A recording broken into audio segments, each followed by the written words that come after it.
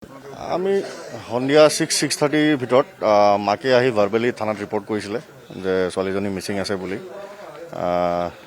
তাৰপিছত কিছু সময় পিছত আমি পাণবজাৰ থানাৰ পৰা খবৰটো পালোঁৱে যে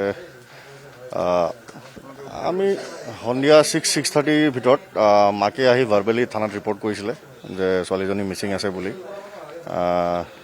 তাৰপিছত কিছু সময় পিছত আমি পাণবজাৰ থানাৰ পৰা খবৰটো পালোঁৱে যে মানে লুক-এলাইক ছোৱালীজনীৰ লুক-এলাইক এটা মানে মৃতদেহ এটা ফ্লটিং হৈ আছে দীঘলী পুখুৰীত। এই সংক্ৰান্তে আমি লগে লগে ততাতৈয়াকৈ আমি ইয়ালৈকে আহিলোঁ। বাকী এতিয়া ৰিকভাৰ কৰিলোঁ ডেড বডিটো পানীৰ মাজৰ পৰা, আৰু বাকী আগন্তুক কামখিনি চলি আছে। এতিয়া বিশেষ একো কৰিব নোৱাৰিম তাৰ বাদে। হাটগাঁও থানাত 6:30 ভিতৰত আমি অহা এতিয়া ধৰক এঘণ্টা হ'ল ইয়াতে।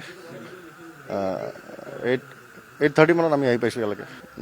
সেই বিষয়ে একো আমি এতিয়ালৈকে ল'ব পৰা নাই এতিয়া, কাৰণ মা আৰু দেউতাৰ মানে তেওঁলোকে কান্দি কান্দি খুবেই অৱস্থা বেয়া। এতিয়া একো ক'ব পৰা অৱস্থাত নাই বাৰু। সেইটো FSL টীম আহিছে, FSL টীমে তেওঁলোকৰ নিজৰ কামখিনি কৰি আছে। সেইটো পিছত ৰিপৰ্টত গম পোৱা যাব। তাই এজ 25 years বুলি কৈছে।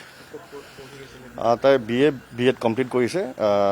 বাকী মাক বাপেকক সুধিব পৰা অৱস্থাত নাই ক'ত পঢ়িছিলে কি কথা, কাৰণ তেওঁলোকে একদম ইম'চনেল হৈ আছে।